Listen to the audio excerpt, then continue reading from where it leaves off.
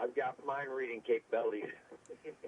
Hey, here's a new word for you. It's cursitor. And the definition, an officer of the Court of Chancery whose business is to make out original writs. It's almost like curator, but it's cursitor. Cursitor. Yeah. But the definition, an officer in the Court of Chancery whose business is to make out original writs. I thought I was gonna. I was looking for your Skype so I can dump that in there so you can look at it, and that's why I was thinking about you. Okay. Yeah. So either way, I mean, you can use that word, or basically just stick with chief clerk of the equity court. Okay. Chief. And see, we want to be the chief. Okay. Yeah, exactly. So that's why using a chief judge, a chief clerk, and then a clerk is one of the highest officers out here. Yeah. Okay. Who is the chief civil constitutional banker of America?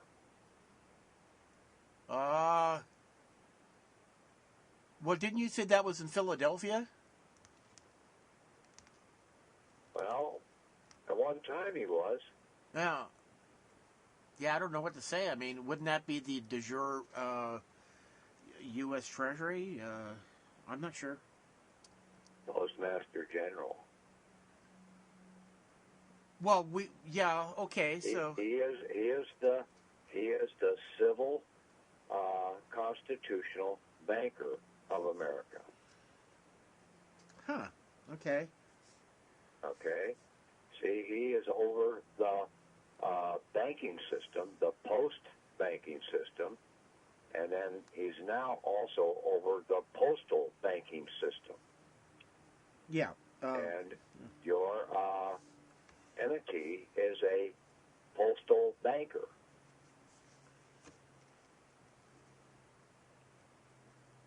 Got it. And okay. that's what you need to do. Is we're going to this to the Postmaster General in his chief civil constitutional or office of chief civil constitutional banker. Okay. And where did you find this information? Where did you find that information? Well, basically, it just all fits. Okay. The Postmaster General was not a cabinet position. Okay, it was not under the president, where all the others are under the president. Now, he became a cabinet position under the president after the setting up the postal system in the country. Under 1887, setting up the postal banking system in America. Okay, all right. Then he became a cabinet position there, but on the de jure side, he is still not under the president. So he works a little bit kind of like a sovereign, like the Secretary of State's office is what you're saying. Well, he's got dual hats. All of these offices have dual hats. They've got a civil hat, and then they've got a counterfeit hat. Yeah, there's no doubt about that. Yeah. Yeah. So how do we elicit and how do we get them to act on our behalf?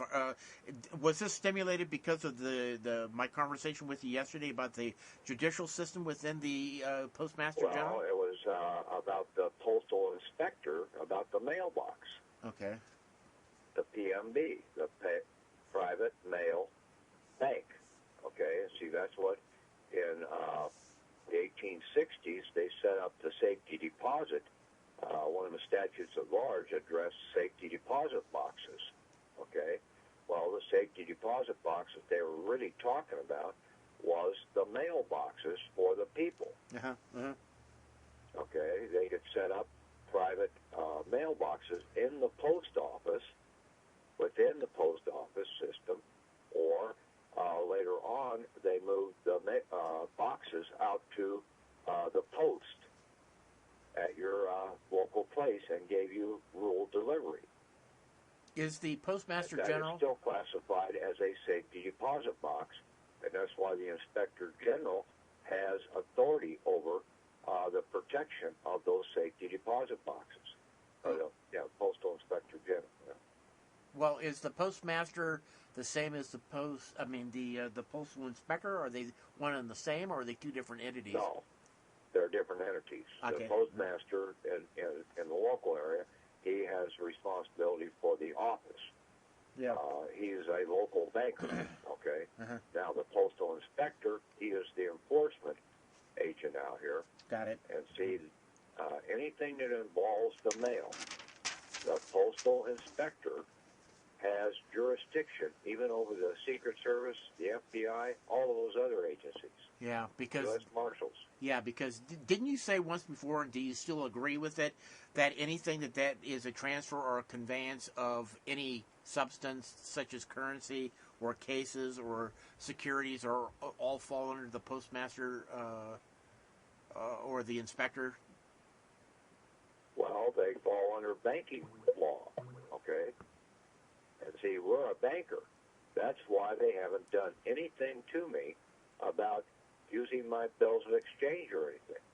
But I didn't address myself as this was coming from my bank. I tried to in several things, but there again, I was sending it to the wrong place.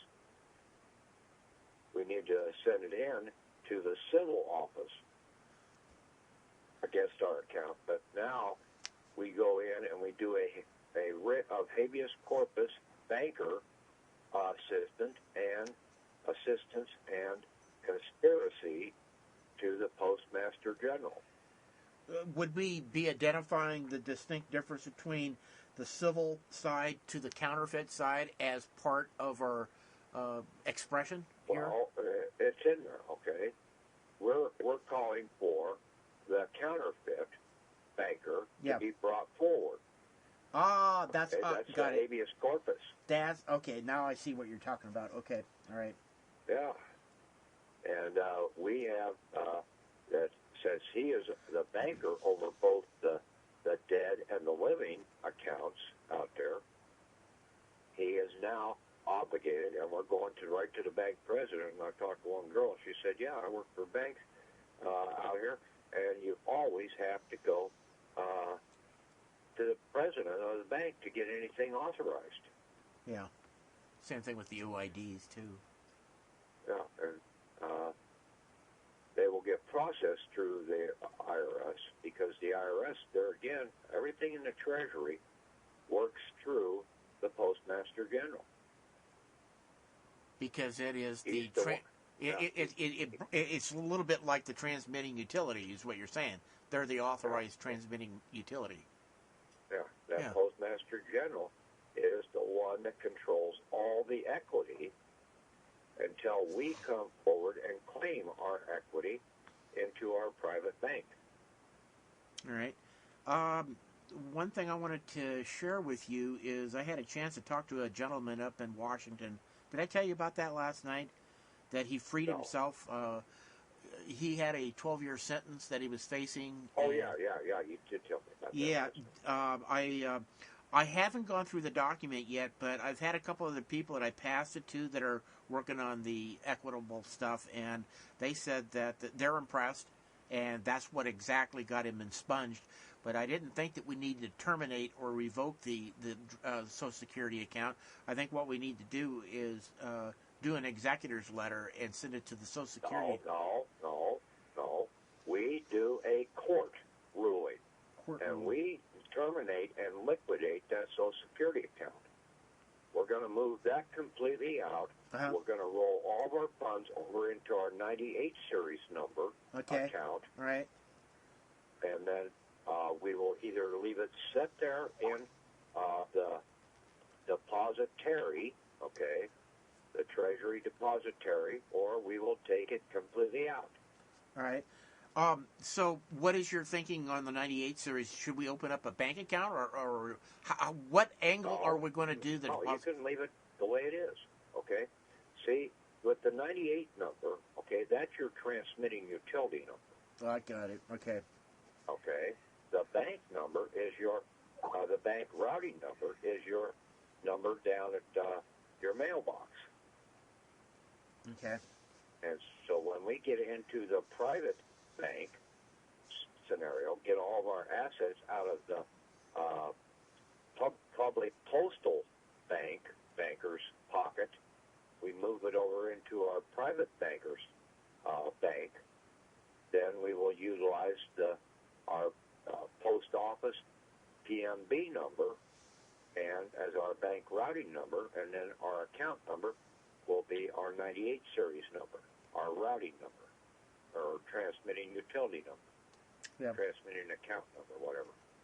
Would that have to be necessarily reflected to the IRS too, as to a 3520? No. Okay. Why would you need to put it to them? Okay. We will basically through the Treasury, through the post office, but there again, if it's going through the post office, you owe no taxes. How's that work? Duty free? Well, have you ever gone into the post office and bought any stamps? Yeah. Okay. Have you ever been charged sales tax or anything? Oh, I see the place you're coming from. All right.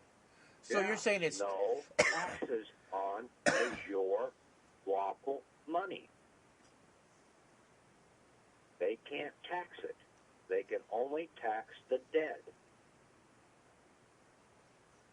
So therefore, we don't need any more interfacing with the IRS, except we will send out 1099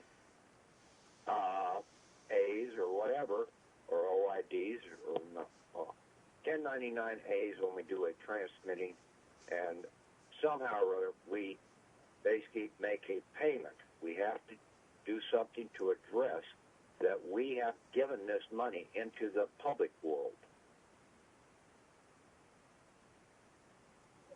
so that they now are going to be taxed upon it if need be.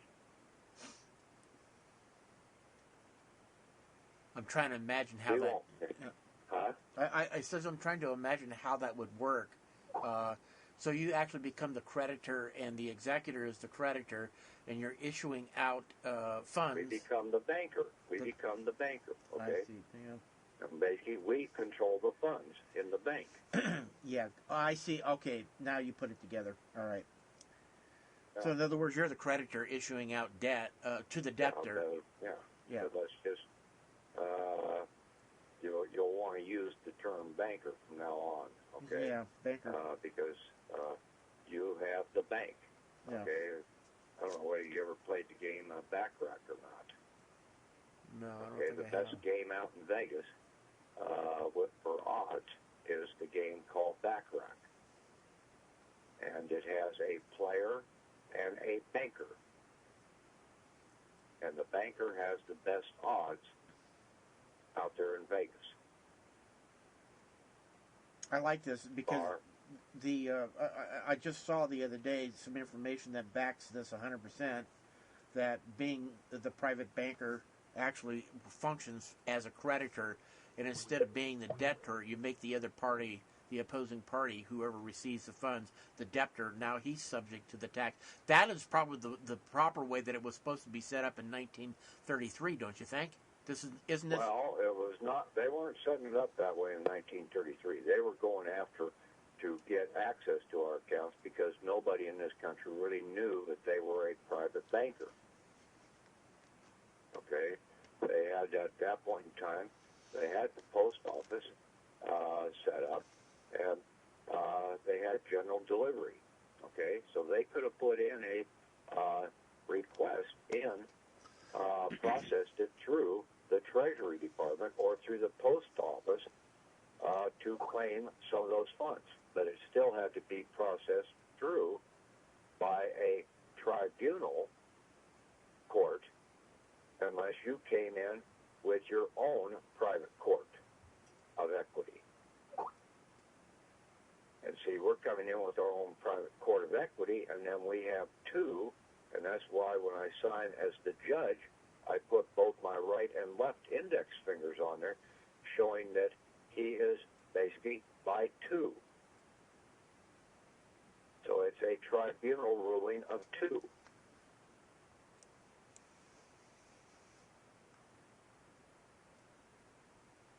Well, it seems that this stuff is taking. The Equitable Group and the 2 Patrick groups that are working on this stuff all seem to be in agreement with this. So, yeah, I would say that the private banking is part of the duties of the executor. Well, there you are.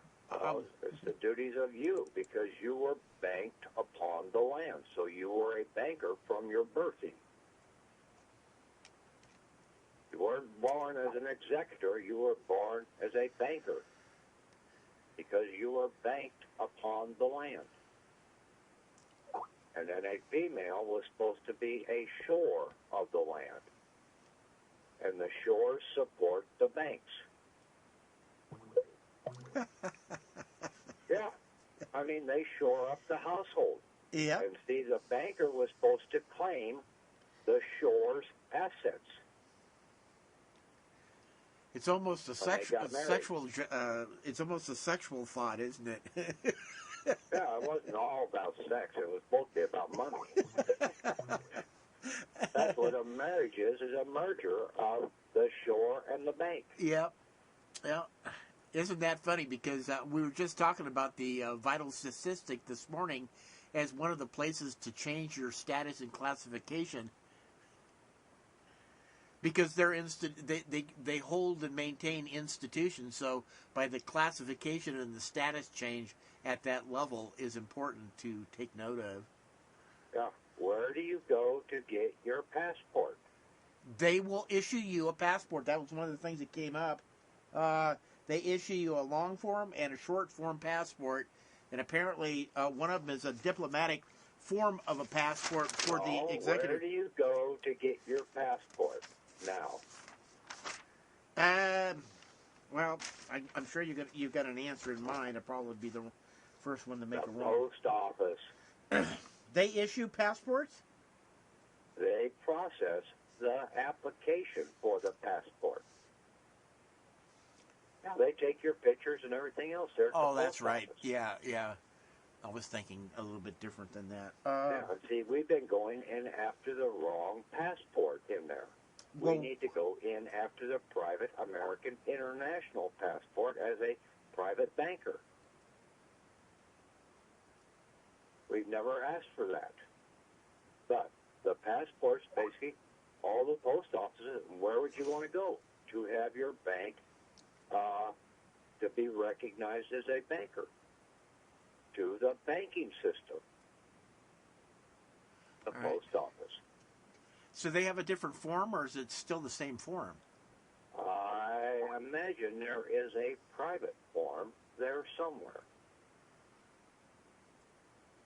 But when we get a hold of the Postmaster General, we will also address that in the order to him. Okay. To supply our private American international banking passport. Thank you. You brought up 2 things, okay, in my discussion with you. Last night about the postal inspector, and that turned me on to the postmaster again. I was already leaning that way. But the more I talked about it, the more I saw, hey, he is the banker. He is the post banker of America, the civil postmaster. And then right now, in talking to you about this passport, now I need to go back up and change my court document to address the fact that postmaster is now to issue us our private American international banking passport. Okay, so let me just run one more thing past you. On the other calls, the Equitable Group that's not dealing directly with all of they're dealing with a lot of different information. They've already confirmed that you can get a passport through vital statistics once you change your class and status. Does that help you in any capacity? Well, it might go that way, but don't know what they're getting there, but well, they're talking about they're talking about the executor letter, and we found out that we can actually change the course of our status in class. We've got the particular articles to have that happen, and that the DOJ and the Bureau of Public Debt, once you give them the acknowledgement that you are the executor, is that they give you a medallion stamp paperwork as to give you the authority as to go back into the state. And one of the things that was brought up in the call this morning is vital statistics is one of the three. Jaguar up in Canada says the Supreme Court has won. We discovered this morning vital statistic and the Secretary of State all have to get those status correction paperwork in the state as for them to adjust their records. So that's what we came up with this morning. And vital statistics was reported to have a long form for passports and a short form, and that you're required to walk in once you do your classification and status alterations. They require you to come in as the executor and sign out, and apparently the paperwork is in the nature of a banker, but it's in the nature of an estate executor, of where it implies that you're a ambassador or a diplomat on some level. So when you're talking about getting one at the post office, it's almost identical to the conversation we had this morning about altering the class and status at the vital statistics. Almost identical conversation. Yeah, no, I'll agree with that. But I think that is a subordinate passport. Okay. You get the one from the Postmaster General, that passport, as a private international banker, okay, issued out of the post office. Now you have the high one. You have the King passport. So what the passports that are offered by the Secretary of State, are those inferior to the post? Those are inferior to the banker one. Okay, all right. So you would be getting you'd be getting like one for your clerk of the court, or one for your bailiff of the court, whatever. One of your ambassadors of the court, but not the head banker one. Okay. You want the head banker one. You want to be, and I got two abbreviations for you. Yeah. AMF and IMF. Okay. You know what the abbreviations stand for? Well, IMF is not the International Monetary Funds, and AMF would be American Monetary Funds. Well, I like this one better. American motherfucker and international motherfucker. Okay. and see, that's what those guys are in their commercial system. They're either the American motherfucker or the international motherfucker. Yeah. Fucking us over. Yeah. Yeah. Well, going back to the filing for a passport, were you going to go down there and check on it tomorrow, or you want me to do a little research? No, I'm going to put it in my court order and to my writ into the Postmaster General that he is to supply the American International Banker passport for me. Okay. Yeah. All right. Let's put it in our court record and send it to him. What do you feel like you're going to get a response fairly soon to confirm it? I think that when this one goes in, and it goes in as a court order coming from us in this regards, and this is I had to sit around my copy of my kitchen table there this morning and basically hold my court, and I ruled in favor of all this, and so we go after them in that capacity. When you say writ, are you saying the habeas, or are you talking about a different writ? Yeah, the writ of habeas corpus, banker assistance, and conspiracy. See, it's twofold. We need the assistance of the civil banker to bring this about, and then we're also claiming the conspiracy Counterfeit. process. And see, they're holding our bankrupt banker in illegal incarceration. They're at the penitentiary. Yeah. It's a little bit like, if you remember when we were listening to what Christian Walters was saying, is that he had a dream that our assets were like imprisoned, and that he was looking as to have that be free. It's a little similar when he made. You remember when he used to make those comments? Yeah, okay, yeah. Yeah, so what we're doing is we're doing a habeas corpus to get out from underneath the counterfeit system that basically is treason upon the people, because, and it's an underground regulation, because they never got our balloted consent as to be running this bankruptcy and this counterfeit over the top of our de jure form of government. No, they're using counterfeit banking instruments out here. They're not de jure banking instruments, they're counterfeit banking instruments. And then they're also operating in a conspiracy to defraud us, the American banker. Yeah. Yeah. I like it. It's clean. Everything that we talked about today is pretty clean. It pulled everything that basically I've been working on for about the last 4 years together into several simple little documents. And basically, this court case is just a 2-page document, and going back to the Postmaster General, and I sent all the other ones out, but I think this one in itself is the one that will really open the door, because, see, the treasurer and all those other people, they work under the banker. Yes. Yeah, so basically the banker, until we reach the banker, they ain't going to do anything.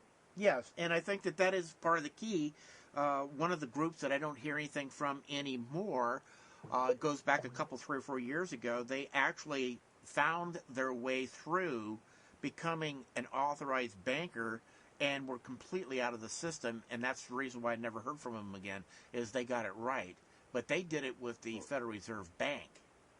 Oh, no, they can't do it with the Federal Reserve Bank. They did. It right. Well, they did, and they got out of the system. No, they didn't. Okay? If they dealt with the Federal Reserve Bank, they're still in. They have, like, their black cards and stuff like that what the hell is that?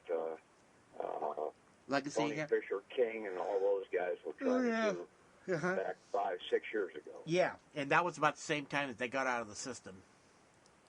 Yeah, well, they think they got out of the system, and basically you just may never have heard of them because they're probably in some other incarcerated system. Okay. Yeah, they probably took a Black Ops trip. Well, you're right. Things are coming together, and I appreciate you talking with me about this. I think it's good to brainstorm this stuff and to stay on course with this. But I think that this one is a clean one. It looks clean to me. I think the habeas corpus could be utilized, and because it's in the nature of common law and also in Constitution, it lends to the equitable side rather than statutory. So it's right. We have total control over equity, and the bank and the judges out here have told us all this. We just didn't hear what they were telling us. Yeah. Yeah, there's no reason to ever be in the judicial system, and that's what I've been telling everybody. I think everybody is so way off. No wonder no one's getting any results because they want to involve themselves with the judicial. It's not with the judicial for our relief and remedy. It's elsewhere. It's not with the judicial. Right. Well, see, we need to stand by our private laws first. Then we will go and utilize the civil laws because over them in a civil court action, okay? Yeah. If need be. But, all right. We need to have, we stand in common law, or basically natural law. Yeah. Not natural, but native law, whatever. Law of nature, okay? How about unalienable? Nature. How about unalienable law? Oh, that is the laws of nature. Yeah. Okay. Yeah. They can't be aliened. Yeah. Okay? It can't be leaned. Yeah. And so then we do our equity court ruling, and then if these guys do not comply with us, that I think as soon as we get to the Postmaster General and basically put our court document and everything into him, and the passport request and everything, I think we've got it all right there. Yeah. No, I'm tending to go along with what you're saying because it's really gelling with what I have been looking at this last week. The whole idea is to get back to the civil servant. The laws that govern civil servant is the angle that you have to come in on. Even if you're putting an order forth of a civil servant, is that was your guaranteed contract with them as to them to have an office, for them to be functioning in a corporate manner, which came in later after our consent to have a government, means that is a dual office, and that they're functioning and forcing you without your knowledge into that counterfeit government rules, statutes, and regulations. And what you're saying now is confirming what I believe is to get back to grassroots, go right back to the civil servant contract, and force them under contract as to adhere to your orders. Yeah, and see, we're the superior that stands over them. We're the real government of America. Exactly. Okay? Yep. And they're the civil government. But we're the real government of America, and then you have this counterfeit government or this criminal government of America. Now, is there another word that you came up with other than counterfeit? Did you stumble off of any other words that would bring it home? Criminal, basically. See, everything out here, when I went to the U.S. Marshals website, all their actions are that they serve papers and everything on is either civil action or a criminal action on their website. Okay, now I want to... 90% of their stuff that they're really dealing with is criminal. Yeah. I wanted to offer you something that is going to support everything you're talking about. This was a report that was put out by the investigation of the U.S. Marshals Office of the state of the banking system, and it's an eye-opener. And this here will prove and show to the rest of the world what you're talking about when you say counterfeit government or banking system. Do you want me to send that over to you? Yeah, send that over too. Because it's the facts and... I won't get it until tomorrow. Yeah, it's the facts and conclusions of the U.S. Marshals Office in their investigation on the banking problem. And then see, all this fits in with what Iceland did, what several of these other countries are doing out here, and Ireland was one of the last ones here just recently that I heard they were going after these counterfeit bankers and the government counterfeiter. Okay. All right. Hey, listen, let me go. I got to scoot on. Can I put this recording over at the Equity Group? Yeah. Okay. And tell them about the call tonight at 7 o'clock Central Time. Yeah, I think a lot of people... 8 o'clock Eastern Time. Yeah, I think a lot of people will be watching the Super Bowl tonight, but yeah, I'm glad I had this talk with you because... I'll tell them they can't make any money on the Super Bowl, but they can make money here. All right, Pat. I'll talk to you after a while. Okay. Bye-bye. Okay.